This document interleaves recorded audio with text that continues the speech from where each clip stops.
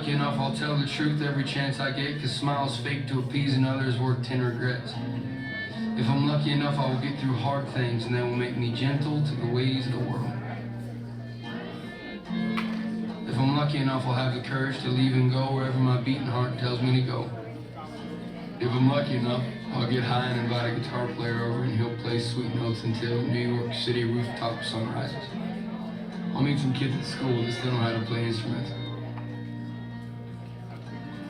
If I'm lucky enough, I will make it exactly to where I'm taking this breath now, lay my head upon the earth and laugh at passing clouds. If I'm lucky enough, I'll remember the shaky things we've seen, grab your beer through tears and fears, the great American bar scene.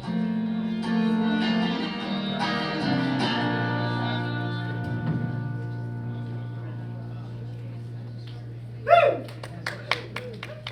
Hey, everybody. Hi. Wonderful to see you all here this evening. Of all the places you could have went. Video fiber internet makes working from home a breeze. Our dedicated connection gives you more bandwidth than ever. Upload huge files. Our version of subliminal messaging. You could have gone somewhere else tonight, but you didn't. You're here now. And we've got you buckled in, so don't even try and get out. So, honestly, you could have went anywhere tonight. You could have spent this evening anyway, but you chose to come here. And anybody who has been to a storytelling event before, I like to think of this a little bit more as a story showing than a storytelling. You know, when you tell a story, you're kind of like taking someone by hand and telling them, this is this, that is that. But when you're showing, it leaves it a lot more to the imagination. And these storytellers, these story showers, have worked. This isn't, you know, like it is the kitchen table, and the whole idea of the kitchen table is just that. When you're sitting around with your family and your friends, and you've had a few pops, and you're like, and you're telling the story, everybody's laughing and having a great time, and spit's flying, and the drinks are spilling, and then the fists are flying, and then but this is a little bit more sedate, I think, a little bit more civilized. I swear to God, one of you looks at me the wrong way, and we're going to have a Donnybrook that you've never seen the likes of. All I wanted was to fit in Donnybrook. I'm good to go. So the songs that we're playing here, they all have something to do with the stories that they're telling. And if you were paying attention, then I could have grilled you on the way out and see if you can match which one goes with which. But they have sat with each other, and you get to know each other fairly well. It's a vulnerable process, working a story and trying to find what it is that you're trying to say, what you mean to say. Because how often do we all walk away after telling a story or saying something and saying, you know, that's not what I meant, that's not what I wanted to say, there's something else. But this gives you more of an opportunity to fine tune it. And I'm really looking forward to this. These stories are fantastic. You guys ready? Yeah. All right. This first storyteller, this first story shower, is Iris. Iris is the go-to person if ever you need a recipe for disaster. From being our local radio station's manager and a soon-to-be nationally loved podcast host. Ladies and gentlemen, put your hands together for the storytelling of Iris Ramirez.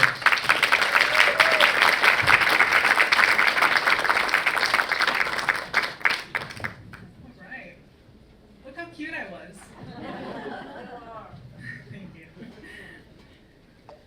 In true college lecture style, I've prepared a PowerPoint to showcase what may one day be your next favorite coming-of-age Netflix movie. I started undergrad in August of 2018. To be more specific, I started my first day of music school on August 20th, 2018, which just so happened to be my 18th birthday. I moved from my hometown of El Paso, Texas to green country Tulsa, Oklahoma in search of adult independence and redemption from what was one of those, you know, those heartbreak scenes in your teens where you think you'll never find love because you're 18 and the love of your life just dumped you. I guess you could say I was in a new state physically and emotionally. About a week and a half into the semester, I hop in the communal bathroom, fun times, and begin my normal shampooing routine. I run my hand through my hair, and I find this weird kind of piece of dirt in my hand, and I didn't think anything of it, which probably is concerning. And as I continue shampooing, I'm pulling more and more pieces of dirt into my hand, out of my hair. And I take a closer look and realize they're bugs. Oh. Next slide.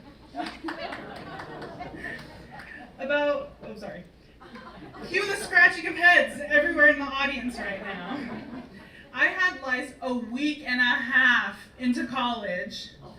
Lucky for me, there happened to be a lice clinic in Tulsa, and they took wonderful care of my hair, as you can see in this picture. Okay, so lice, we're done, right? Fast forward a month later, I'm sitting in my dorm room having a snack because, you know, us college kids will eat anything that's in sight. And I'm eating a bag of popcorn when I accidentally bite into a kernel. And this would have been fine. This would have just been like an ow, that hurt kind of moment, except at 18 years old, I still had one baby tooth left. Keyword, had. Next slide. That popcorn kernel ended up being the reason why I called my mom to tell her I lost a tooth, to which she responded with, "Put it back." Thanks, Mom. I called my orthodontist back home, and they said this was bound to happen sooner or later, and it just happened to be later during my freshman year of college. Also, keep the Rangeley shirt that I'm wearing in that photo. That was in school. Okay, lice and a missing tooth. We got rid of the lice, and we have a new tooth growing in. Surely that was the worst of it. By late September, I needed a vacation. So I took a long weekend to visit some family friends in Kansas City, which was about a 5 to 6 hour bus ride from Tulsa, Oklahoma to Kansas City. And the trip was lovely. I had a fantastic time, the vacation I really needed. But on my way back, I have a layover bus in Joplin, Missouri. Next slide. Now, this bus station doesn't look too bad, maybe, I don't know. But it's half gas station, half bus station. And it's outside the city a little bit, and it's 1 a.m. So I get off my first bus, and the driver of that first bus pulls me aside and says, "Honey, make sure you stay over there in the light, because if you scream, no one's gonna hear you out here." Great. I hop inside the gas station portion of this bus stop and grab a drink and a snack, again with the snack thing, college kids, and I overheard the 2 cashiers going, "Oh yeah, that bus isn't getting here for another 6 hours. I'm sorry, what about the bus? You're not talking about the bus that I'm supposed to be on in 5 minutes, right? A 5-minute layover. Oh yeah, that bus is stuck in St. Louis, and it has been delayed by 6 hours. Okay.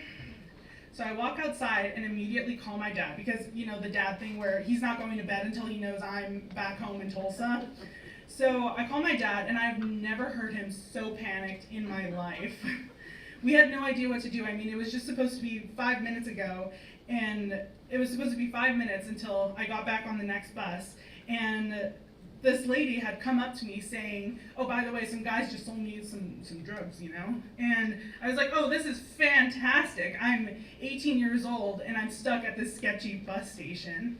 And that wasn't even the hardest part. I think the worst part was when the cashiers came out for their smoke break, and while I'm on the phone with my dad, 2 guys drive up to the cashiers and say, "Look at these 2 hookers." So my dad goes, "What's going on over there?" To which I go, "Nothing!" Because I know he's already freaking out. So an hour goes by, and my dad manages to get me a hotel room in Joplin, Missouri. So I go to get a couple hours of sleep, but before I do that, I make sure to send an email to my music theory professor, because I had class the next morning, stating, "Hello, Dr. Fangold. I should first let you know, for some reason, I am the freshman with really, really bad luck. I was staying at some family friend's house this weekend in Kansas, and I had a bus scheduled to arrive in Tulsa, Oklahoma at 2:45 in the morning, which was plenty of time before class started. My bus made a connection in Joplin, Missouri, and my bus from Joplin to Tulsa was delayed by about 6 hours. So now I'm in a hotel for the night until my bus leaves Joplin, Missouri at 7 in the morning, and I won't be back until 9:30, given that this class started at 9. I'm really sorry this is happening, of course. I did not expect this at all. I still haven't turned in chapter 3 and 4 of the workbook because I was sick with bad strep throat 2 weeks ago. I can go ahead and leave the workbook pages in your mailbox when I return to Tulsa, if that's fine with you. Again, I apologize for this. I just have really bad luck, and this is one of those times. Thank you, Iris Ramirez. To which he responds, "Hi, Iris. Sorry that happened to you. You can turn in the workbook by Wednesday morning if that helps." Not even a signature from this guy. The next morning, I Ubered back to the bus station, and lo and behold, my bus has arrived. I got to Tulsa safe and sound, and I think, okay, this is it. I have hit rock bottom. Nothing else could go possibly wrong. A few weeks before the semester ends, I'm sitting in my dorm room chair, which happens to be this like safety rocking chair situation, and I rock a little too far back and hit the back of my head on the cement floor with a thin layer of carpet. Yes, this is the actual picture I took after falling, because it was in fact not the first time I had fallen off that chair. I felt fine until the next morning when I go into that same darn music theory class. What is it with music theory? And I open my textbook and I see stars flying all over the pages, and wow, nothing says happy finals like a mild concussion. At one point during the semester, I thought to myself, how am I ever going to get through 4 years of college? I really genuinely thought I was never going to see my way out of this disaster of a situation. As it turns out, I loved what I was doing so much in school, I stayed all 4 years plus an extra semester. So by December of 2022, I finished my time in undergrad with a degree in both music and arts, culture, and entertainment management with a minor in education. I know, fancy. And although what I learned in the classroom has given me such a great step into the career I'm in now, shout out to WRGY, it's not always about what you learn inside the classroom. What you learn outside is just as valuable. And all this to say, by December of next year, I will have finished my master's degree in arts management.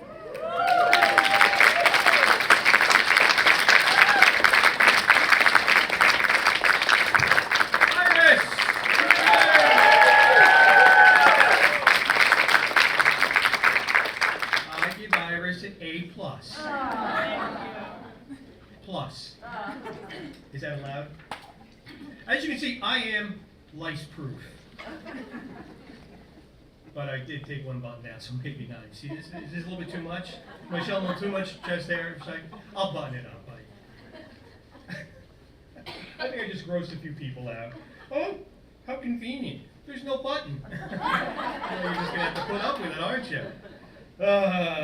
So we started the kitchen table in February of 2020, just before the world shut down, and then we didn't come back again until that August. We only had around 10 people in the audience, and my vision was that this would just start running itself. That I would announce that it's going to happen, people would contact me, and we'd be able to fill the slots. It was kind of a little difficult over the years to do that. During the winter, forget about it, slim pickings. But to have you folks here, how many folks are from away? Yeah, so that's a lot of you. You're from the world, right? You have this available probably at every single coffee house out there. Yeah, people are doing this all over the place. Not here, not here. So this is a treat. It's a treat for us. And those of you who are here, how many of you have done this before? Yeah, so quite a few. That's great. So you know what it takes, right? Yeah, you know what it takes. And this next story, oofa. I'm just going to introduce her and let the story speak for itself. Andrea, who goes by Andy, she lives in Portland and is a retired physical therapist. So if anybody need a little work, she'll be out in the lobby afterwards, and she'll give you a little stretch here and there. Work it! She spends as much time as possible at her camp on Rangeley Lake. Is it on Rangeley Lake, or is it like on the shore? I'm sorry. If you ever see a house floating on the lake, it's Andy's. Being an avid outdoor enthusiast, she especially enjoys skiing, hiking, and paddling, and running from bears. Andy has volunteered around the community in events such as Wonderland and Phillips. Anybody? Just saw Susie today. When's that coming up? It's the third weekend in August. Third weekend in August. And the Appalachian Trail Town Day, which happens just down here, right? Yeah, that's a lot of fun. That's a lot of fun. I like to go there when I want to improve my own scent. She also has been a frog jumping participant. How can you be a participant? I'm sorry, no, judge. For several years during the Blueberry Festival. Ladies and gentlemen, Andy Hall.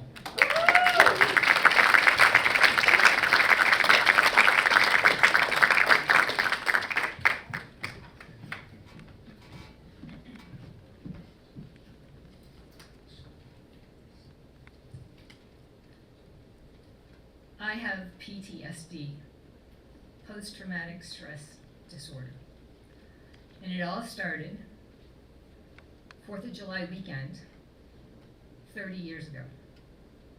So this is my 30th anniversary weekend. So it began with a road trip with my fiance, Dick, and his 2 kids, Catherine, age 8, and Daniel, 9.5. We were going to drive up to my mother's to visit her before Dick and I were to be married in about 10 weeks. I wanted also the kids to see where I grew up in Aroostook County. My mother was living at that time in Van Buren. So we drove from Portland up towards Van Buren. It's about a 6-hour drive or maybe a 7-hour, depending how many times you stop or how fast you drive. It's basically Interstate 95 all the way until you get to Holton, and then it's Route 1. We took Dick's car, which was a Honda Civic sedan, kind of a small car. And not only did we have 2 adults and 2 kids, we had my dog. My dog was called Brady. No, not after Tom Brady. That was 30 years ago. No one ever heard of Tom Brady. She was about 35 pounds, a terrier mix. She sat between the kids in the back seat for the first 3 hours. And then the kids were getting a little cramped up with the dog in the back, so on one of our breaks, I said, I'll take Brady and put her in my lap. So I did that for about an hour, and that got really kind of old. And so then I put her down on my feet. And by this time, it's getting kind of dark, and we had a late start, so I think we must have had to work in the morning or something. And so for half an hour, she's down on my feet. It's getting darker and darker. We're getting like south of Millinocket. And at that point, the interstate is divided, 2 northbound and 2 southbound, divided by a wide median, which is wooded. It's so thick with trees that you really, if you're going north, you can't really see the southbound lanes at some points. So now it's really dark. And we see a sign that says, watch for moose in the roadway. And I said to everyone in the car, keep your eyes peeled for moose. And it's not 3 minutes later, a big bull moose with a rack comes out of the median strip. We're all looking to the right, where it's all the trees and the woods. He comes out of the ditch, in the road, just a bit in front of us, and we're going 65. And Dick yells, moose! He tries to avoid it. We can't. We have this like flunk. It's not like we stopped, we just kept going, but we lifted the moose off his legs. His front legs hit the right headlight, his back legs hit the left headlight. Unfortunately, the bumper was not hit, so the airbag didn't go off. He slid up the hood, and one of his legs came through my side of the windshield, hit me in the chest, scraped me under the chin with his hoof, I think, broke my nose, blew my glasses off behind me. He continued up the roof of the car. His antlers caught on our roof rack, which caused part of the roof to get peeled back like the proverbial sardine can. So that caused his belly to get cut. So all his guts came in behind me in Catherine's lap. And we were all covered in moose juice. And so Dick, he's still driving the car, he pulls over to the side. At this point, Catherine is screaming, and I think I knew it was just from fear, not injury. But Dick gets out of the car, he runs around behind me, gets her out, he's like digging through hide, glass, and then guts. Actually, it protected her from getting glass because I don't think she got any cuts at all. Dan gets out of the car, I get out of the car, Brady gets out of the car, and Brady's like, what the heck just happened? Her sense of smell is really a lot more acute than ours. And, the moose guts smell. I couldn't really smell anything because I had a broken nose and blood's coming out of my nose. So that was a good thing, I couldn't smell it. So this is 30 years ago, no cell phones. However, Dick had a fixed car phone, which not many people had back then. Because of his job, he had to be in constant contact, and the phone was still working. So he calls the state police, and it takes about 10 minutes for them to arrive with 2 ambulances. And because I was injured, and they thought I might have a neck injury, they put me in a neck brace and put me on a backboard, put me in the ambulance, and Catherine went into the other one, just because they weren't sure if she was injured. And the state trooper talks to Dick and says, that was a 1,200-pounder. He said, it died instantly, it didn't suffer. We didn't see it because it was behind us in the dark. And he asked Dick, do you want the moose meat? And Dick said, no thanks. So we take off in the ambulances, and Brady is sitting up front with the ambulance driver like Sparky the fire dog. And I'm choking with this blood going down the back of my throat and thinking, I'm gonna die this way. And of course, I had all these thoughts in my head like, oh my God, maybe my aorta's been ruptured. So I kept asking the ambulance attendant, what's my blood pressure? What's my blood pressure? And they kept saying, it's fine, it's fine. I'm sure they'd say that if it was really high or really low, but just to keep you calm. So we were taken to Millinocket Hospital, which probably has like 10 beds, but they were really great. They're used to seeing these moose car collisions, unfortunately, and often, like say, someone dies. So they checked out Dan and Kath and Dick and deemed them healthy. And they said, go to the showers. You guys stink. Here's a plastic bag, put your clothes in that, and then put hospital Johnnies on. So they went, and they took Brady with them in the shower. And so they're cleaning me up, taking glass out of my face, and giving me x-rays. And I was okay, just banged up. Couldn't do anything about my nose. And so they say, go to the shower. I did. And they say, well, you guys, you can be discharged. And there's a nice motel down the road. We don't have a car, so we have to take a taxi. And so we walk into the motel lobby, and the people at the reception area look at us like, there's 4 people in hospital, Johnny's a dog. And they're thinking, is this an early Halloween prank or something? But when we told them what happened, they were very nice. They said, oh yeah, here's a room, here's a room. So the next day, we're trying to find a rental car to get home. We decided we're not going to go up to Van Buren where my mother was. We called her and told her what happened. We just wanted to get back to Portland. So there's no rental car agencies in Millinocket. So Dick says, I know, I can call the kid's grandfather, who lives in Bangor. Maybe he can come get us. And he did, and he picked us up. And before we headed out, we wanted to see what our car looked like, and also get some luggage out of the trunk, which probably wasn't damaged and smelly with moose guts. And we did that. We got back to Portland.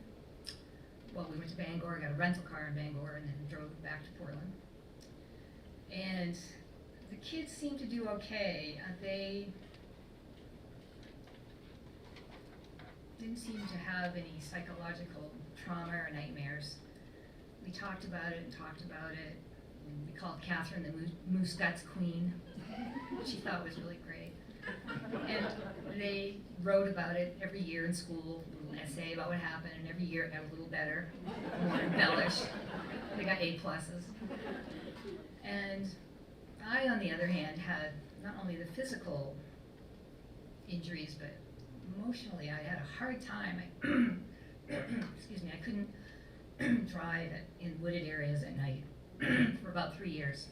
If we were coming up to Rangeley, I'd have to plan our trip to do it all in the daylight. It took me a long time to be able to feel comfortable. It was always better if there was a car in front of me. Let them hit the moose first. And eventually, though, I healed in time for our wedding, which was in September. The kids were in the wedding, and the experience made us a little stronger blended family. So a bad thing turned out to be an okay thing, and now I have some pictures to show you. So this is our route. You can see the yellow circle on the bottom is where we started and where we were hoping to go in Van Buren, which is quite a ways. Next slide. So this is Brady. Okay, next. And this is the car. So the shattered windshield was, on my side of the car. The girls got the guts, and the guys seem to be okay. I still have windshield glass that comes out from under my face. It's been 30 years. Okay, next. So there we are at my house. I actually was living in Freeport then. And you can see Brady in the background. And there's a close-up of some of my injuries. I got looking worse the next day with black eyes. And there's Brady with a short haircut. And, well, that's the Moose Guts Queen. And so here's our wedding.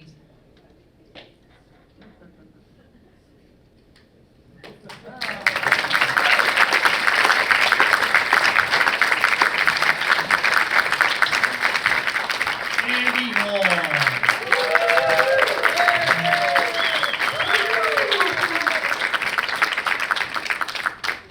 Yeah, you gotta be careful with that glass coming out of the neck. That happens to me all the time.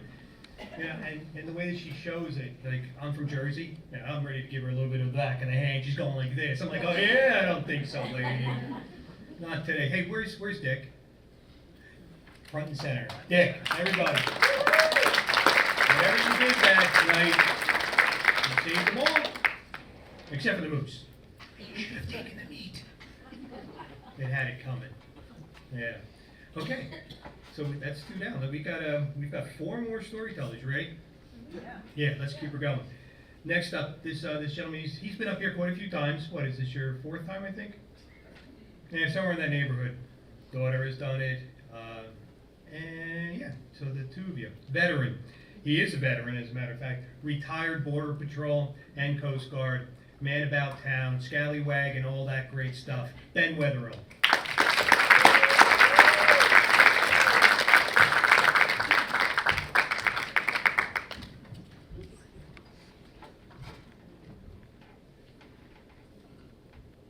When I was 5 years old, my family was assigned to Fort Bliss, which is in El Paso, Texas. First picture, please. So this is Fort Bliss behind me. And on one morning, I decided that I was going to walk from one end of Fort Bliss, the bottom of that picture, to the top of that picture because I wanted to go to the toy store. Now, in military parlance, that was the exchange, which is a big store, a department store.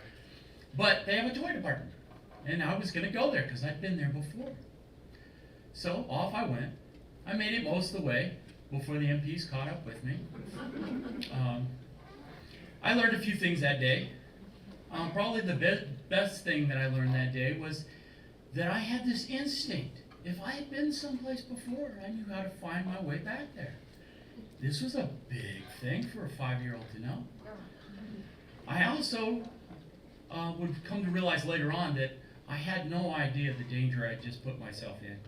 Now, I was on a military base. Now, how dangerous could it be? But still, it's a military base, right? And I learned a little bit about navigating the bigger world. And it gave me a desire to learn more about how I could navigate this larger world that I'd found. And it gave me this thirst for adventure.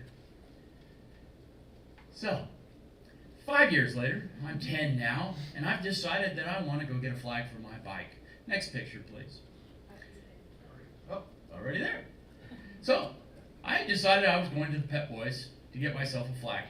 And I told my dad that morning, Dad, can I go get myself a flag? And my dad, who was tired from midnight shift and not quite awake, said, sure. And he went to bed, and off I went. And this time I made it all the way to Pep Boys. I got my flag, and I was most of the way home before my dad figured out what had happened. And you went where? 5 miles across a major freeway. This is Phoenix, mind you. And I had managed to do all of this as a 10-year-old. So I was gaining in my skills. I had some serious confidence in my interior compass to figure out where I was going. I had courage now because I kind of knew the danger, maybe. And I was beginning to learn how to navigate. But I still didn't have any real tools yet. So, jump ahead 10 years. I'm now 20. I'm at West Point. Next picture, please. Well, actually, that's not the picture I was looking for. I want the map. Well, maybe the map didn't make it. Okay, never mind. So, I was in my plebe summer at West Point, and I was learning how to actually navigate across land. And you can imagine several hundred cadets all wandering through the woods looking for target points that they had given us on our map. And we're learning how to read a map, and you get those grid lines that get too close, you're trying to learn the most efficient way to get someplace, and going over a cliff is probably not the way to do it. And it only took us 2 or 3 days to figure out how to actually navigate using a lensatic compass and a map. We were using a paper map and a standard military compass to navigate where we were going. We would triangulate on a mountain and off we'd go. So now I've learned the skills I need, right? I've really got some confidence. So 2 years later, I'm 22. Now back to that picture. This is Fort Sherman, which is in Panama. This was the home of the United States Army's jungle school at the time. It's no longer there. I think it's in Hawaii nowadays. But I had gone to jungle school. And we were going to learn how to navigate through the jungle. Much different thing than trying to navigate in New York. In New York, I could see the mountain. I could see quite a way in front of me through the trees. It's pretty easy. In the jungle, no. If you can see 5 feet in front of you, you're doing really, really well. Mountains? No, you don't see those. You don't see hills. You don't see anything. So we were given this assignment to cut through, find several points, and make our way back to the base. And we had decided we had a shortcut. We're going to cut through this way, and we're going to jump out onto the highway when we're all done, and we'll come around and we'll come through the front gate. Really easy, right? We thought we had it all figured out. Off we go. We didn't anticipate how long it would take us to do all of that. So the day is getting longer, and it's starting to get dark. Now I'm following the guy in front of me, and we're trooping along. And Army guys, we have these glow-in-the-dark tabs that we put on the back of our hats. And probably wearing a hat just like this one on that day. And I'm following the guy in front of me, and I'm following those glow-in-the-dark tabs because they're getting brighter, because it's getting darker. All of a sudden he disappears. I'm like, where'd he go? And, well, keep going forward. And I take another step, and I take another step, and about 2 more feet, I found out why. He had fallen into a cypress swamp, and I was now in the cypress swamp with him. And we're all paddling, and the guy behind me is now falling into the cypress swamp with me. And eventually there's like 10 of us all swimming, and we decided, well, if you're stuck in a cypress swamp, you might as well keep going in the direction you were going, right? So luckily for us, it was only about 50 yards across. No anacondas today, no alligators today. We made it across the cypress swamp without getting eaten, and climbed out, and as soon as we broke through the trees, the highway! And we made it back to the gate, and we were happy. Didn't succeed that day in our actual job, which was to learn to navigate. It took us another day. But go down the road a few more years. This is Tecate Peak, which is in East County, San Diego. At this point, I was 37 years old, and I was a Border Patrol agent working the southern border of San Diego. This area is ripe with drug crossings and illegal alien smuggling. And if you look to the front here, you see these ravines that are dropping in, right? On this particular day, I was working a midnight shift, and I was in my truck, and I had been cutting along the edge of this mountain, and it spotted some sign, and I was going after it. So I left my truck, tucked my keys, and off I went. And I went down one of these ravines, chasing the sign. And what happens with these ravines is they get used so often that they get a marked trail running down the ravine. And it becomes such a hard trail that we get a brush tunnel, as it were. The brush actually grows up around the trail where these people are going down this trail for miles. And I'm going down this trail, and I'm doing my best to try and make my way through, because you gotta understand, most of the people I was chasing are about this tall. If that tall. Watkins are down here someplace. And I'm scraping my bottom, sliding down this ravine, trying to find my way through this thing. And I got to a point where I got really, really discouraged, and I can't see the sky. And will this ever end? The blessing that night, I didn't encounter any rattlesnakes. I didn't encounter anything else poisonous. Apparently the aliens had cleared all the spiders out of the way. Could have been worse. I could have found a mountain lion. There were a lot of those in East County, San Diego at that time. And I managed to come out the other end just as the sun's breaking over the mountain. And I called my buddy up. I said, "Hey, can you come get me?" And he's like, "Where are you?" "Well, I think I'm on this road." And he's like, "Okay, I'll be there in 30 minutes, 20 minutes. And along he comes, he picks me up. 30 minutes later, I'm back in my truck. And I did all of that. Next picture, please. Wearing something like this. But by this time, I had gained enough experience, and I knew my area well enough that with the tools I had, I could negotiate the area I was working in without having to have a massive amount of maps and tools and such and things. But I knew how to do all of that, right?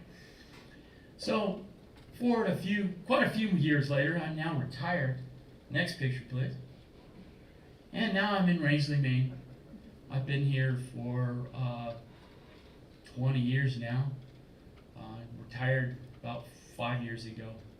So this winter, January, we received a call at the Rangeley Fire Department where I work as a chaplain. And they had a snowmobile crash in the backcountry. And we needed to go out and rescue this person. And the fire department responds, and I'm chasing them because I didn't get out of the house fast enough, but that's okay. I'm following them in my truck. Got all my gear in the truck with me. And we roll on out into the Kennebago area. I don't know how many of you people know where that is, other side of Aquasic. About halfway up Kennebago Road, there's a trail that cuts across.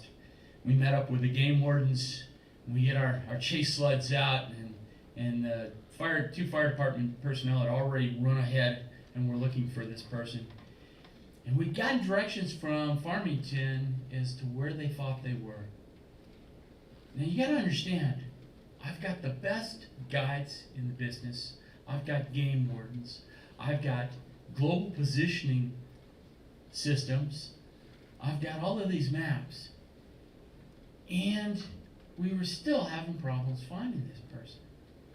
And so we're in the back country doing our best to find him. And we keep going. And at some point, they realized that this person was actually further over to the east and up one of the other trails that was closer to 16. And so we pick up all our stuff, we back out Kennebago Road, hop on 16, run all the way around over to the garbage dump, past the garbage dump, up to the curve where it turns, and we set up our ambulances and everything there. And they finally found this guy, and they bring him out, and we load him up in the ambulance, and they haul him away. And all of that to say that in the 30 some odd years, well, longer than that, let's say 50 some odd years since I was 5, navigation has changed. Back in those days, you had a paper map, you had a compass, okay, we're good to go, right? Nowadays, we got all of this stuff, GPS, the whole 9 yards, and yet you might not find what you're looking for. You may fail to find it in time. As I was Coast Guard, that happens more often than we'd like. We don't find the people we're looking for. But we still, if we have all our tools, and we have all the pieces that we need, then we can find the destination we're looking for. And this is true in our lives as it is in land navigation. And in my life, somewhere early in my life, I found a guide. I found Jesus. I found my Bible. And it's been my reliable, true north for my entire life. But I also learned, I gained experience in how to navigate through life.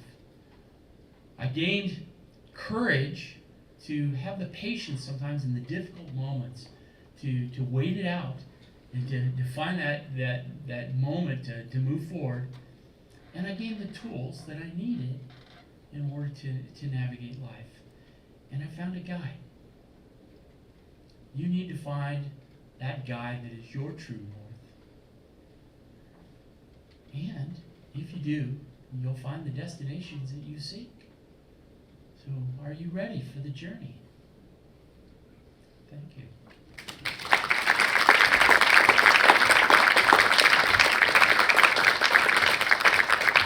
And Wetherill.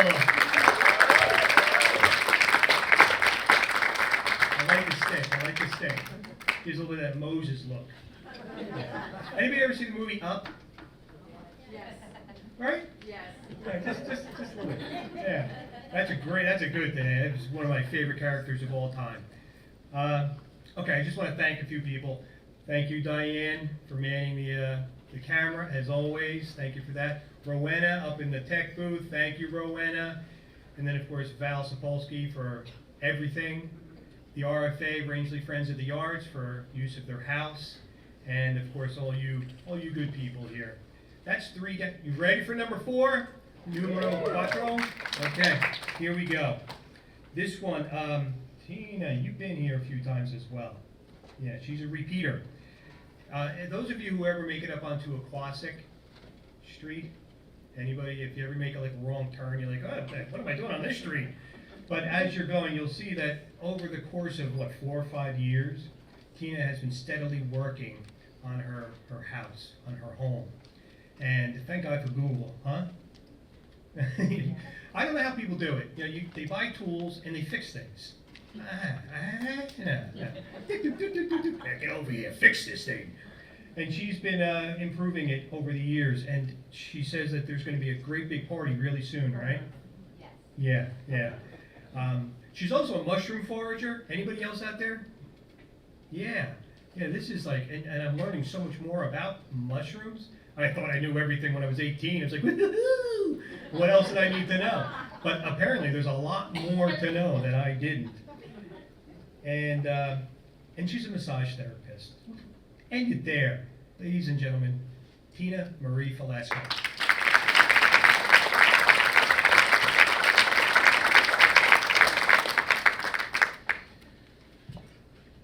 I like to write letters,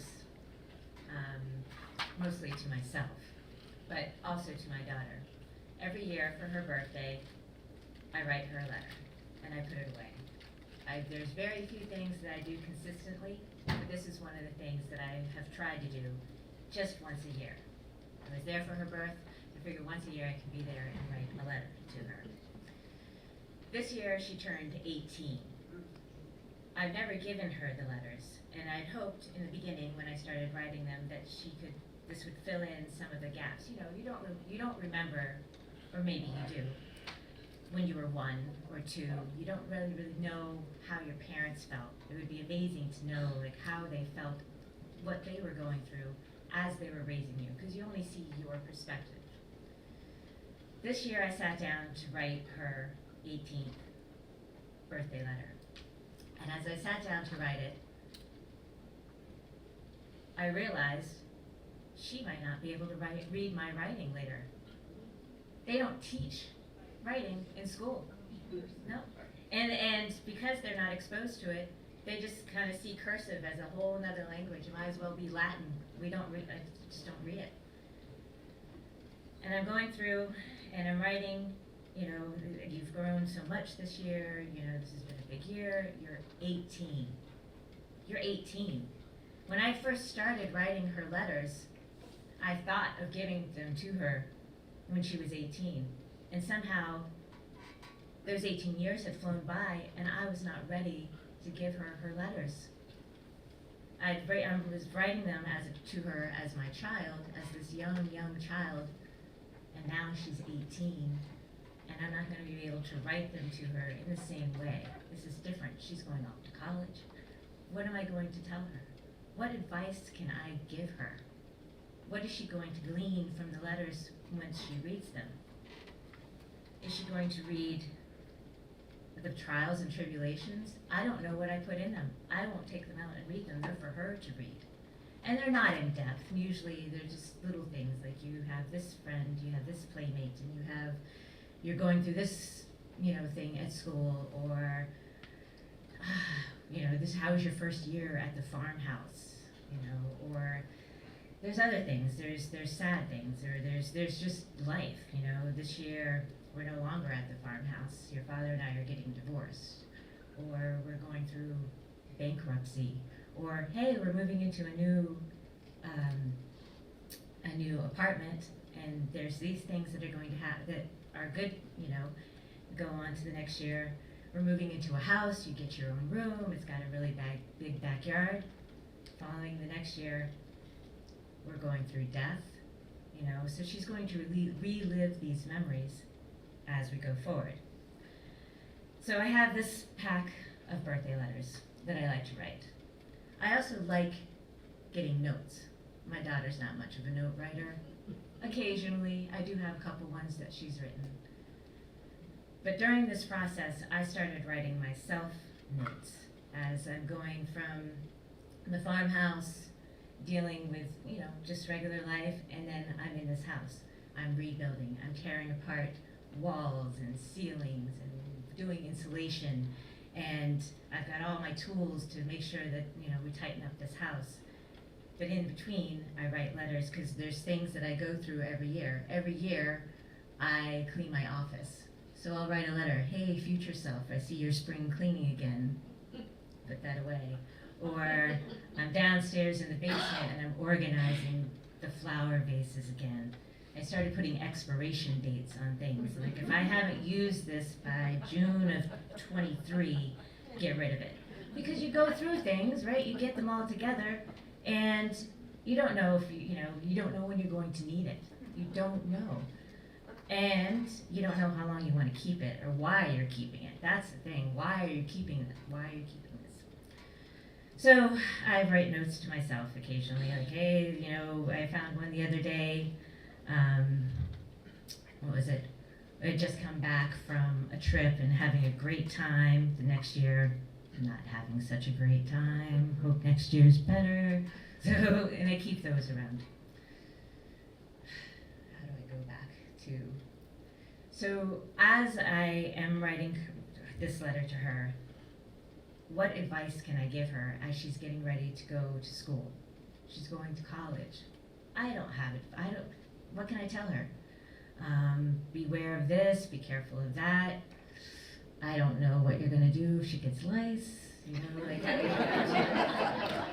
I don't know what I went to orientation with her a couple weeks ago, not knowing. I didn't go to college not knowing, but it's a much different world there. They have counselors, they walk you through everything. You can't get lost, you know, they have plenty of people to help you. They have robots. They have these square robots. Do you know what they do? They bring food to your door. You have an app, you type it in, and they will bring it. This little tiny Kiwi robot, it's got little eyes, looks like a little R2-D2, brings it to your door. What advice am I going to give her? I have no idea what she's going to do in her life, what she's going to become, what she is going to do. Since she was younger, you know, I've always told her you can be a princess, but you will know how to build your own castle. I'm not going to know what kind of castle she's going to want, but she's going to be able to build it. I don't know what advice to give her, except that when you need it, you will have what you need to get through it, to get through the hard times, to get through the good times, to get through when you're at the bottom and you don't know what your why is. You know that tomorrow will be different. I don't know what she's going to need, but I know that she will have it. And maybe someday when she decides to read these notes, she'll find something in there to help her get through wherever she is if I'm not here. And that's it.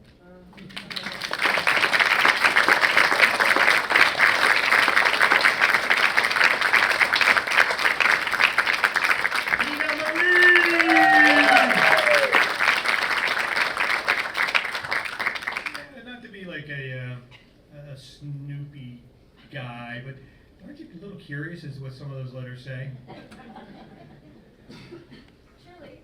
Yes? Maybe someday. Yeah, I took up writing, you know, the emails to my kids in a different account. I saw someone do that. I thought, hey, that's really cool. I'll take credit for that. And then I lost the password and I can't get in again. I decided I'm going to change all my passwords to forgot password, ? That works. So, if you're interested in participating in the kitchen table, contact me. tstraubster@gmail.com. You can do that. Would you? Okay, great. I got them worked into a frenzy at this point. But we've got Sue Downs, Borko over here. You're participating next August, this coming August, right? August 2025? Yeah, it's August 17. Right? Yeah, once I got my talents in, you're not going anywhere. You're doing this. But seriously, if you're interested, contact me. You've been here. Shirley Schrader. Oh, that Cheshire smile. Egads. Okay, so 4 interesting, somewhat disparate stories, right? It just occurred to me, like after Andy's story, maybe I should have like a trigger warning on that one. There was a couple of people that were like, ooh, some of you have had close calls, haven't you? Yeah, and I think it was you who was covering your face a little bit, like you were totally grossed out. No. Am I looking at anybody? Let me see. I got new glasses. You want to see how horrible they are? They're like little, like paper clips, and I just put them together and put glass inside of it. Are they horrible? No. Okay, thank you. They're blind. Okay, next storyteller, Terry. I've just been getting to know Terry this past month or so. We worked on the Radio Fest together. Anybody? Radio Fest last Sunday. Yeah, it was quite the production. We had, 22 mics going at the same time. It was like a crazed, demented Pixar. All the mic stands are like they're gonna start attacking me at any moment. But it was a success. It was a lot of fun, a really good time. And working with Terry, I cannot say how much I appreciate your time and your energy for having done that. And we're so lucky to have you in Rangeley now. And you're gonna see why. Ladies and gentlemen, Terry Guen.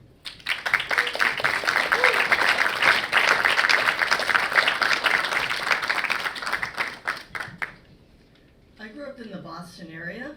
Is anybody here from Boston? Okay, sorry about that, the people who don't like people from Mass. And if you're from Boston and you're a kid, most of your classmates head down to the Cape in the summer. My family was a little bit different. We would pack the tent on the top of the car, aim it up I-95, and then just as we're going over the Piscataqua Bridge, all the kids, we'd lift our feet off the bottom of the car, and then my dad would hold his breath, and then he would say, as we crossed over the main border, finally now I can breathe. This is a true story. This went on for years. And in my family, I would consider this the beginning of the Maine washing. So, meaning that in our family, we lived in Massachusetts, but Maine was this desirous place. It was more beautiful. There's nature. There's open spaces. It's just a better place to be.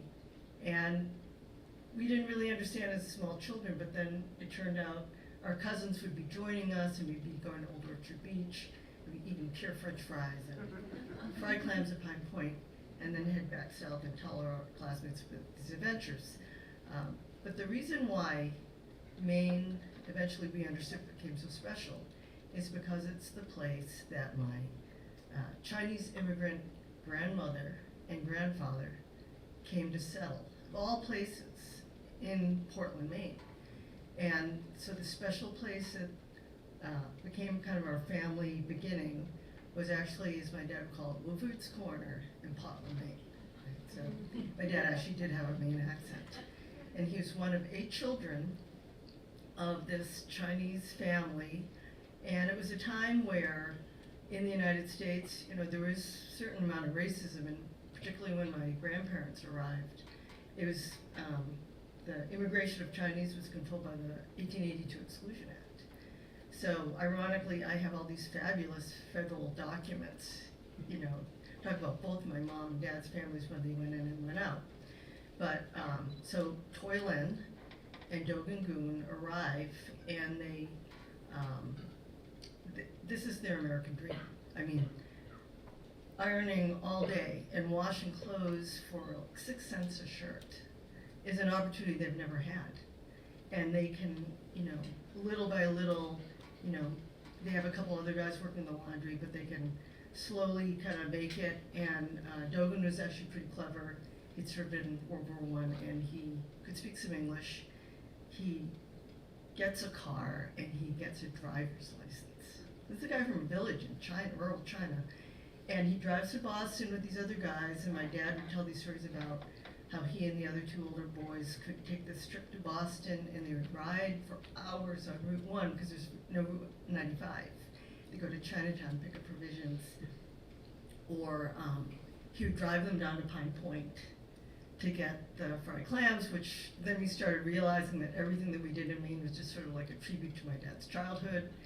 And then apparently the dad, Dogen, was very good at putting together balsa wood planes. It was tissue paper, and so all the kids built these giant, air vessels. Never flew, but it was just sort of something they could do. The rest of the time, which is probably the other 6.5 days a week, they would iron and wash. And even if you were 3 years old, you'd pull on the buttons to see if they would come off. If you were 6, you'd walk around with the hot irons from the potbelly stove, and you were the older men. And when they became older, they would study. There's no baseball, there's no Boy Scouts. It was just working. But all the stories we heard from my dad's family, they were always like laughing and talking about the joy they had. And, there was one story about the eggs. My dad would like stare at the quartered salted Chinese egg that my grandmother would make, and they'd be waiting to stab it with a chopstick. And my family's only mildly food obsessed, so I'll just put it out there. But anyways, so the story though, it was like this comical competition between the uncles and the aunts, but then we didn't realize it's because they only could have a quarter egg. They just didn't have a whole lot of money. And they were just, working their hardest, but it was a big opportunity. My grandmother actually bought the building and they were paying the mortgage. And then in 1941, my grandfather dies. And my grandmother has a laundry to run and 8 children the age of 3 to 18. And she doesn't flinch. She just like puts her head down. Some of the community members come over and say, Toyland, in the United States, they have this public aid. She says, not gonna do that. People will say, why did you have all these children if you couldn't take care of them? And my dad's main experience in Woodford's Corner then started including, the caring of the community. And the firemen, thank you very much, the firemen would come over and check on the boys and make sure they were behaving. And the butcher, he put aside, the less expensive but good quality hot dogs for the Guen kids because he knew that they just had a lot of mouths to feed. And eventually, as they became older, Carol was the president of the senior class during high school, and then he doesn't show up for senior year. The principal comes over and Grandma says, Carol has to take a year off from school. He needs to work in the laundry, and then next year Dick will take a year off, and then Edward, my father, and so on. And so the principal gets busy, and when Carol graduates, he gets him a scholarship to Syracuse, and then he goes to Johns Hopkins and becomes a surgeon. So then that also goes on, where Dick and Arthur become electrical engineers. My dad, he was supposed to go to West Point, by the way. He fails the exam. So he ends up at Bath Iron Works, and then the Reverend Huff comes and says, you should go to Bowdoin. So he goes to Bowdoin, and he goes to MIT in 5 years, goes to RPI in a few more years and gets a PhD, right? So he's a scientist. These are really smart people. And if we all try ironing, maybe we will be smarter too. I'm really not sure how that all works. And so then it's my Auntie Jo. She becomes the office manager of Aunt Doris's court reporting office, and she becomes very famous as a national level court reporter. And then the youngest, Janet, goes to Simmons and becomes a social worker. So the Americanization Committee in Portland takes note, and Miss Clara Soul had been trying to teach my aunt or my grandmother English, and my grandmother never went to school. She didn't read or write in Chinese or English. And my Uncle Dick comes back and says, Mom, Miss Soul wants you to be entered in this Mother of Maine thing. And my grandmother's like, why would they choose this Chinese woman who doesn't even read or write? And he says, they really want to do this, you're all about America and all these opportunities. And she just says, okay, only because the chances of winning are 0. And of course, not only she selected the Mother of Maine, but then she selected in 1952 the Mother of America. She's the Mother of the Year. And all the people from Woodford's Corner are thrilled. They're sending her all these presents.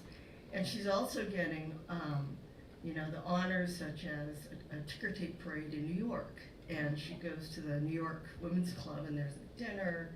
And then she ends up at the White House meeting Bess Truman. And my grandmother actually said that at that point she started getting this nervous anxiety thing because here she didn't really understand the language perfectly, and yet she's supposed to represent all these things. And she also was always as sharp as a tack. And she said that her take on it was maybe it was a little bit of a Cold War thing, that they were looking for an immigrant, maybe an Asian immigrant to represent the United States, and then all these other countries would see that, Americans love everybody, which in my parents' or my dad's family's case was absolutely true. But we kind of, as young children, there's 27 cousins, we kind of rode this blanket of really wonderful, we're Chinese American, but we feel accepted. Maybe, who knows why, but it's just this you know, ideation of that grandma was so honored and somehow maybe our family's a little special. But we didn't really know the backstory. And I was always fascinated. I wanted to know, why did Dogen come to Portland, Maine, and all these things? And that just turned out that there were other Klanmen who were running a laundry, and he just joined the laundry. So there's no real big story there. But my grandmother's story, we didn't really hear about it until I was in college, and she never told anyone. And the short end of it is because it was so much harder than what she did in Portland, Maine. So quickly, the story is that she's 10 years old, and her family's very poor. So they foster her out, so to speak, meaning like she goes and works for another family in the village because they can't afford to feed or clothe her. But because she's bright and she's funny, the kids love her. And they want to adopt her. They call her big sister. And so they go to her mom and they say, we want to adopt Toy Len. And her mom says no. And they're like, well, she'll have a great life. You know, we'll give her a dowry, she'll probably even have a couple maids. And her mother's like, well, doing the calculus that if Toy Len meets some guy or is matched with a guy who goes to the United States, then he can send money back to China, and it is such a poor place that this remittance every month will keep them out of poverty. So, yeah, we're not giving that up. So she meets this Mr. Moy's mother, they match them, she gets married to him, he's 10 years older, as is pretty traditional. He goes off to the United States, and he never comes back. He dies. He probably dies in transit. It was, steamship, 4 weeks. Probably was in the best of health. So she's now becomes known as, she's like probably less than 20 years old. She's now labeled a bad luck woman. Because, married Toy Len, look what happens. And her mom's like, oof, prospects are looking pretty dim. So she finds this widow Guen who's in very poor health. And widow has a couple small children she's taking care of, so Toy Len is sent to work for widow Guen, and in a couple of years she dies. She's an older woman. So my grandmother, having lived with that more affluent family, knew all the proprieties. So she finds widow Guen has this little bag of silver coins, and she takes every single one of the coins and spends it on this elaborate funeral. So think of gongs and incense and mourners weeping in the streets, and if you have money you can hire more mourners.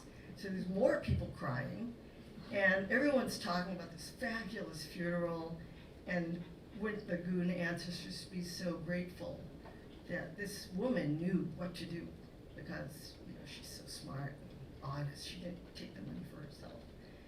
And at the same time, this Dogen person, by the way, she does not know this person's not, it's widow Guen's son, is in Portland, Maine. He's working with the other two guys ironing, but he doesn't have the correct papers from the Department of Labor. So he gets hauled in to court, the federal court, and after 3 trials, they find him not guilty. They just can't find any, like he's just saying. He told some pretty interesting stories, and then I think they were nice to him. I think he must have had a nice personality, and they just decided he's harmless.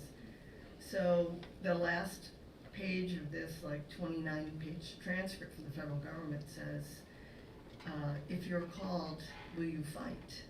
So this is 1917, it's World War I. And his answer is, sure. And I'm reading this going, you don't say sure, you say, yes, I will fight. But he says sure, and then he enlists, and he's very lucky. He's in the medical corps, but he's only there a few months, and then the war ends.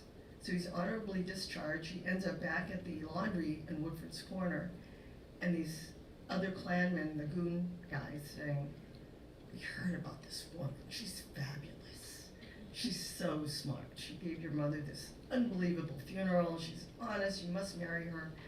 So he sends a letter back that he was going to marry her. Sight unseen. Can you imagine that? Sight unseen, that, you guys send letters.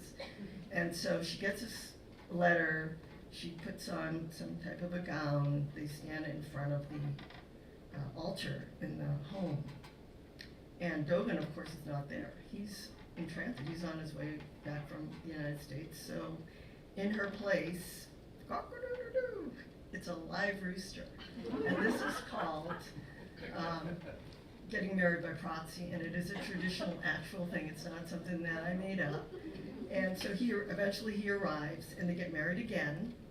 And within 4 months, she's on a steamship to the United States, which typically would land in Vancouver, and then they take a train over to Canada.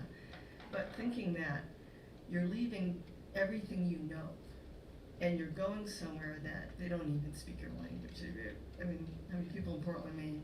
There are 40 people in Portland, Maine, who are Chinese, I think, at that time. And somehow they build this laundry, and they get this American dream thing going. And by the way, it was because of Dogen's serving, he was able to bring a wife over.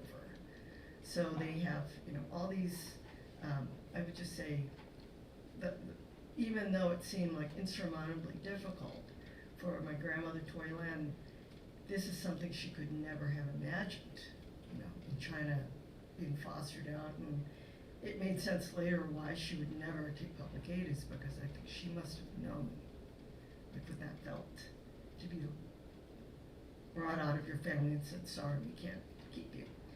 So I'm in Rangeley now, right? I'm actually the third generation in my family, Chinese Americans, to be in Maine. So like my grandmother, I get to grow tomatoes in Maine soil, right?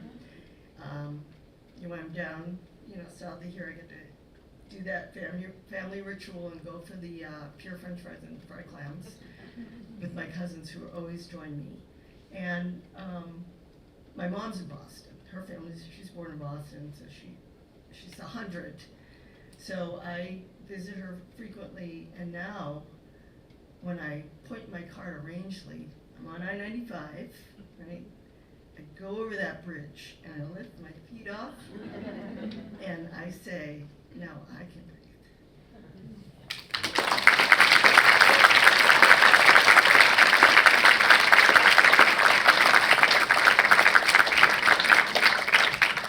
This is actually from August 1917, and Gary Libby, who's with the Maine Historical Society, all these, just saying it's a community, the Woodford Corner thing continues, but, so this is the article that says that Dogen Guen, Chinaman, it's a good description, and, he's arrested, his bail is $1,500, this is 1917, and then he's been employed at the laundry for 3 years, and it's weird because this McCabe guy from Boston actually is the same people who did all the transcripts from my mother's side of the family when my mother's family were merchants, so they were allowed to be in, but they have all these, I have this much paperwork, it's really interesting. And then move forward, this is the 1921 wedding picture, and I've always I don't know if this is recreated, I can't decide if in 1921, if you just didn't have a lot of assets, do you make an image like this? And it's obviously like a photo that's been watercolored. And, but it's very proud to have so many images. The next one would be my grandfather's labor identity card. This 1913 was the Chinese identity card, which he was also required to have. And then there's his driver's license and his car registration. So my family are really good savers. I am not, so just lucky to have this stuff. And then here's my dad on the right. He's the motor. And then my Uncle Dick's, he's the electrical engineer. He was probably the creator of the vehicle. And then these two sisters sitting on the hood. And this is when my grandmother, she makes the headlines, May 5th. It was Mother's Day, 1952, and so it was a hand laundry, and the reason why the Chinese got into the laundry is because you really don't need to know much English. You just take a ticket, you take some money, and you give back. But then all of her children, she stressed this idea of being an American is the way to go, and we just thought, oh, she's just very patriotic, but we didn't really appreciate why that was, and so now I kind of much more appreciate it.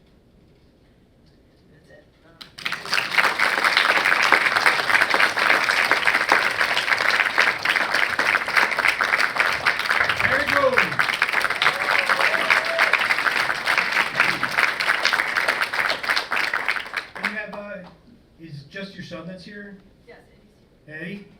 Eddie? Eddie! Fourth generation. Had anybody ever heard of her mother before? No. As she was telling her story, Andy, we were workshopping a couple days ago, and Andy's nodding her head like, I know this story. Now, how did you know it? It was in the newspaper. Yeah, recently. No, a few years ago. Right. Not 1952. Okay, all right. Yeah. Well, that's great. Okay, so we have one more storyteller. Shall we segue? Effortlessly. Okay, this next storyteller, she has graced the stage on several occasions, and we're so lucky. Marie comes to Rangeley having been born and raised in Watertown, Massachusetts. We don't ask to be born in a certain place, it just happens, you know. The fourth of 5 daughters. She has been coming to Rangeley for 39 years and has owned her home here since 2008. She always says she resides in Watertown, but does her living in Rangeley. She's retired from IBM and worked most of her professional career in high tech. She is the proud Granny of 2 grandsons and auntie to many children, some by heart and some by blood. Marie Sutherland.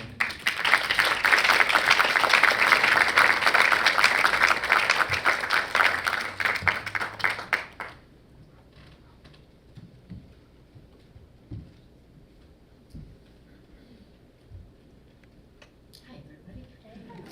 So, my mother was born and raised in the county.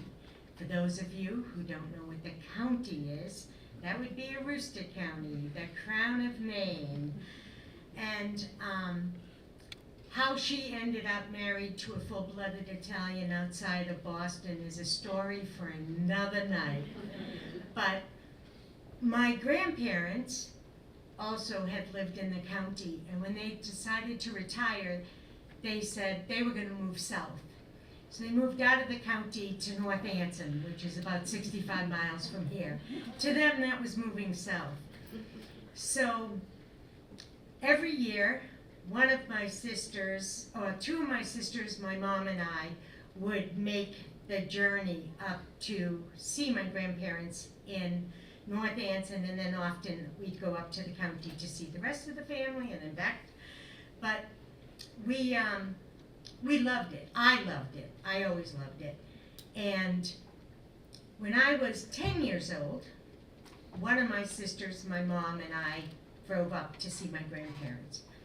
And my grandfather says at dinner one night, well, they built a new state park up there in Rangeley, Maine, and I want to go see where my tax dollars are going, because that's how he felt about everything. Where's my money going? So we decide we're all going to get in the car and drive to Rangeley, Maine. So, because I'm 10 and my sister is a little younger than I am, we are going to have my mom, my grandmother, my grandfather, Pa, who was my great-grandfather, and my sister and I in the car. So Rita and I have to ride in the back of the station wagon. Back then, no seat belts, no safety. And we had one of those newfangled station wagons where the seat flipped up. So you sat driving, and what you saw was where you've been, not where you're going. That's a great way to get car sick, by the way. I spent a lot of time in that back of that station wagon. So we get to Rangeley State Park, and we pull in. It's a beautiful summer day, and we're there, and we're gonna swim, we're going to hike, we're gonna play all day. My mother had made a picnic lunch with sandwiches, and then as the day went on, we would do a cookout at those stand-up grills they have at the state park, if you've ever been there. So it's just this great day. But for me, at 10 years old, I remember standing on the granite stairs that go down off of the grassy knoll into the water at the state park, and just stand there thinking, this is the most beautiful place I've ever seen in my life. And we used to swim at Emden Pond up in Emden, right off of Northampton, but it was nothing like this.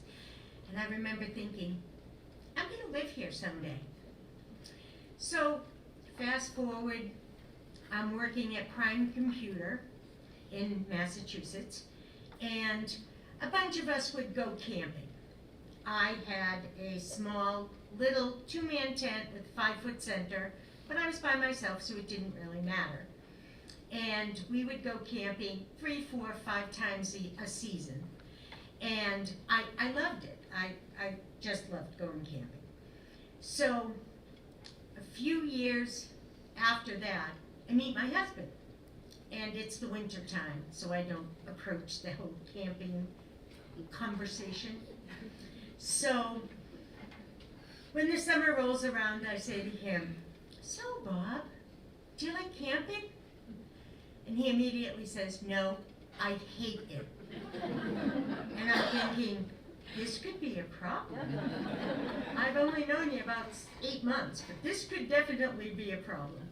So I say to him, "Well, have you ever gone camping?" And he said, "Yes."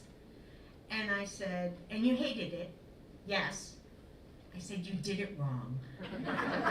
So therefore, why don't you pick a place and we'll go camping, just for a long weekend, because I don't want to overwhelm him with a whole week or something.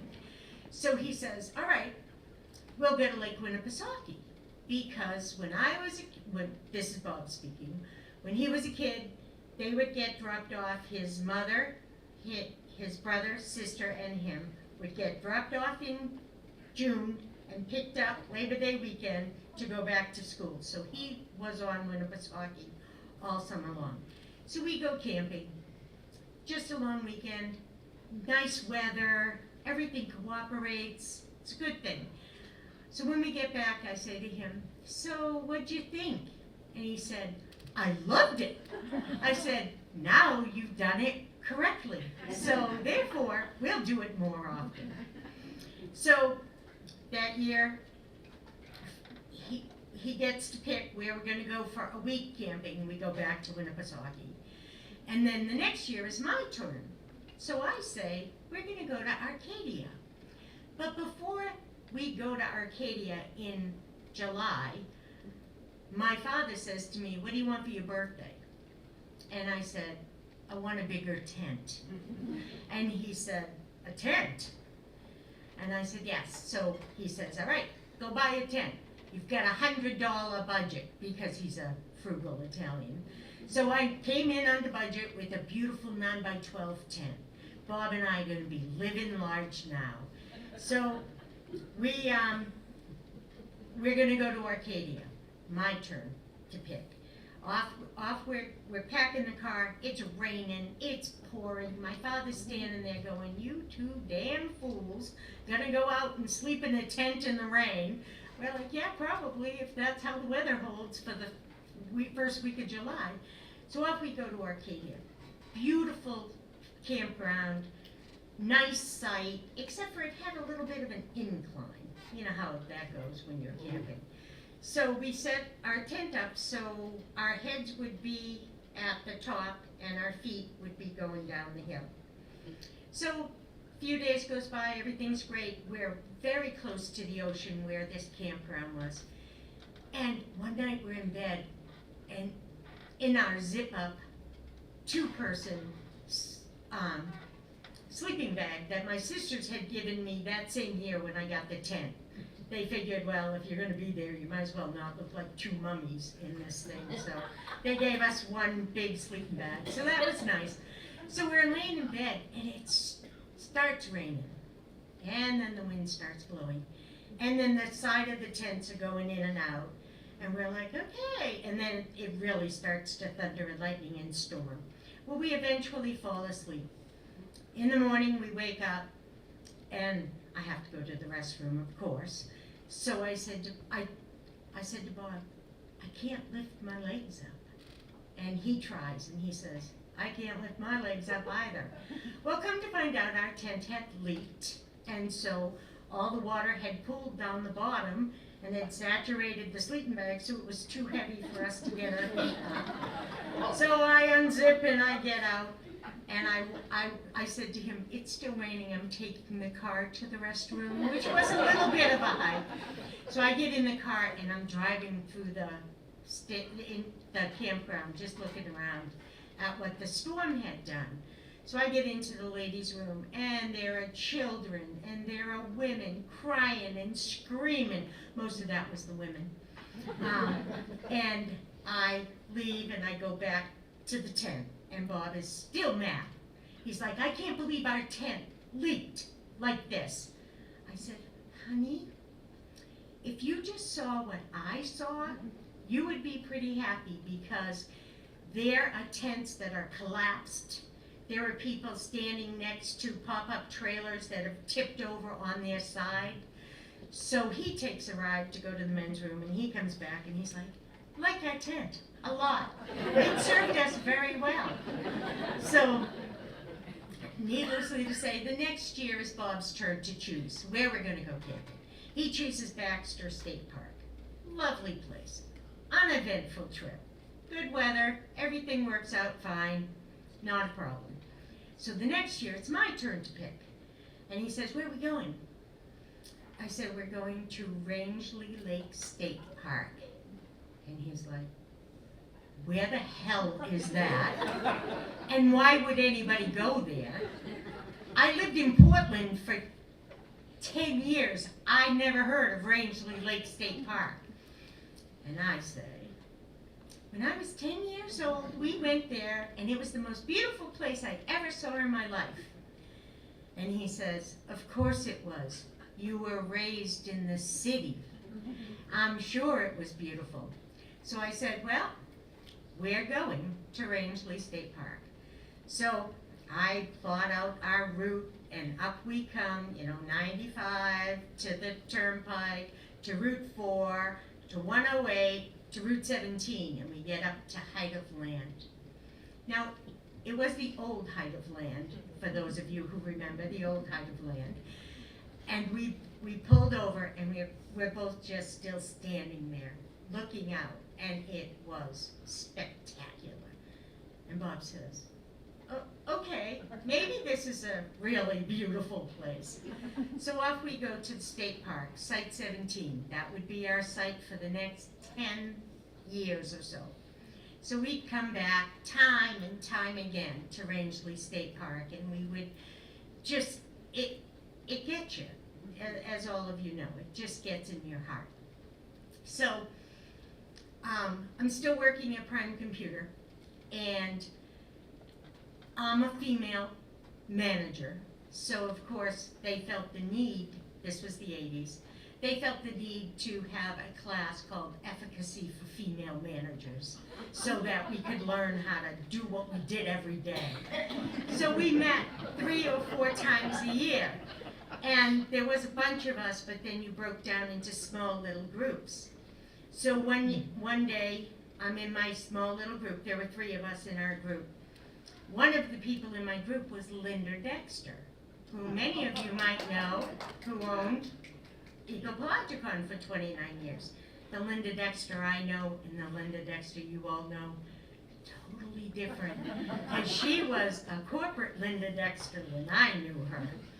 So I say to her, "I know our project is due on Monday. I'm out Friday and Monday. I'll give you all my stuff on Thursday for the project." And she's like, "That works. Where are you going?" I said, "We're going camping." She said, "Oh, where are you going camping?" I said, "In Maine." "Where in Maine are you going camping?" I said, "To a small place in the Western Mountains called Rangeley." And she says, "My boyfriend lives in Rangeley." So needlessly to say, that goes into the, boy, is it a small world category. So Bob and I continue to come up and down from Rangeley as often as we could. And then about 5 years after I'm an adult coming to Rangeley, my grandparents both had passed away. And my uncle sends us all a check. All the cousins get a check, because he had invested some of their money for us. It wasn't a lot of money for this little inheritance, but it was money. So some of my sisters, you know, one went on vacation, one spent it on rugs, one, you know, I don't know, probably bought back to school clothes for their kids. I put mine in the bank. I'm like, at some point, I'm gonna need this money. Well, 10 years after we're coming to Rangeley, we find and buy 15 acres of land in Oquasic, right on Route 17. So I take the money from my grandparents, who were responsible for me even ever seeing Rangeley, and I use that as the down payment for my land. So that is the first of our purchases. So Bob and I, we have a little driveway put in so we can hang out on the land and play on the land, but we're still camping at the state park. Because they had a restroom.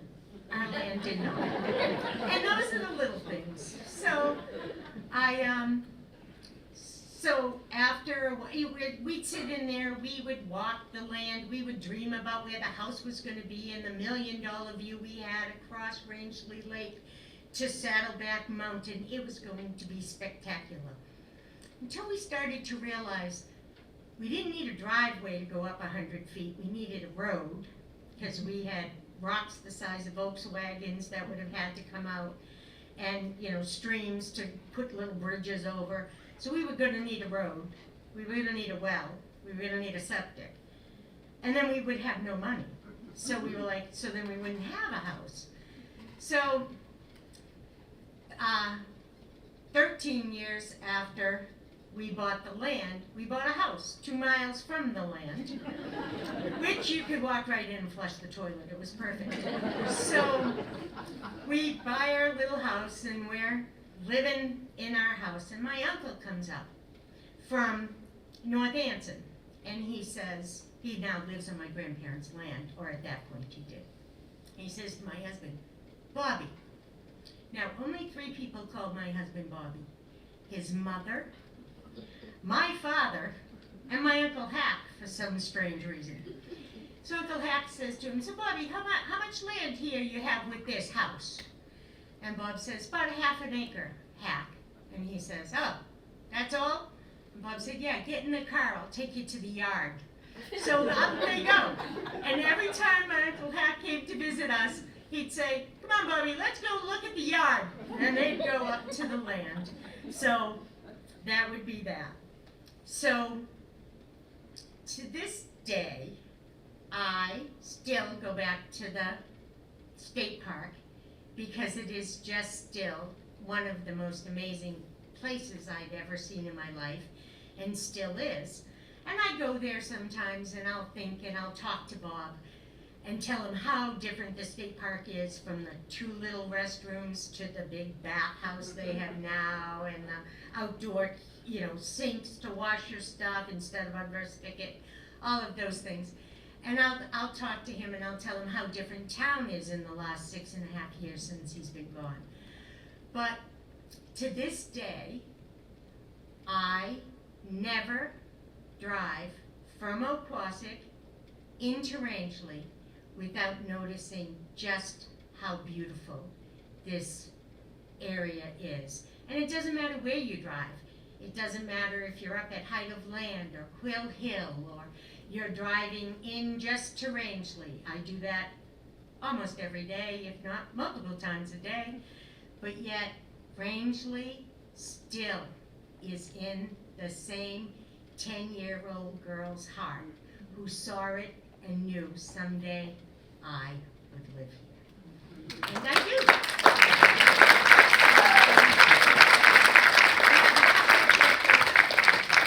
The Rangeley Lake State Park. And that's exactly the same way as the sign looked when I showed up when I was 10 years old, which is years ago. The picnicking, swimming, and camping area, we picnicked and we swam that whole day. And then those are the stone stairs that lead down to the swim area. And that view, but that view goes quite a ways around. So there's some of the rest of it. It's just still, to this day, There's the picnic area with the raised little cookout stove that we had our little cookout on. And then this is actually a view of what we would have seen from our land had we ever built on it. Now what I see from my house is on a really good day without a lot of leaves. I look down my neighbor's driveway across the road to the cove in Hookwassing. But there it is. It just gets you in your heart and it stays there.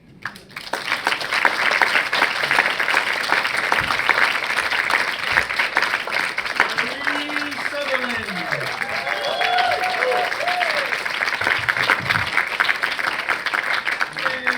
There you go. Tonight's theme. What was tonight's theme? How did I get here? Now you know. Now you know. Iris took the bad luck and turned it into good. Andy survived, cleaned off the moose, got married, and thrived. Ben, courage, compass, and Jesus. Tina, hard work and love. Terry, well, taking advantage of the opportunities your mother made.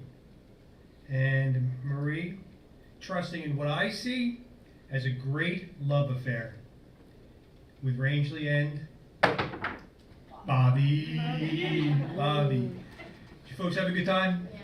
Yeah, I'm so glad you made it here tonight. This gives me great joy working with these folks. And one more time, because they do this for nothing except for the love of the people. One more time for Iris. Hey. Andy Hall.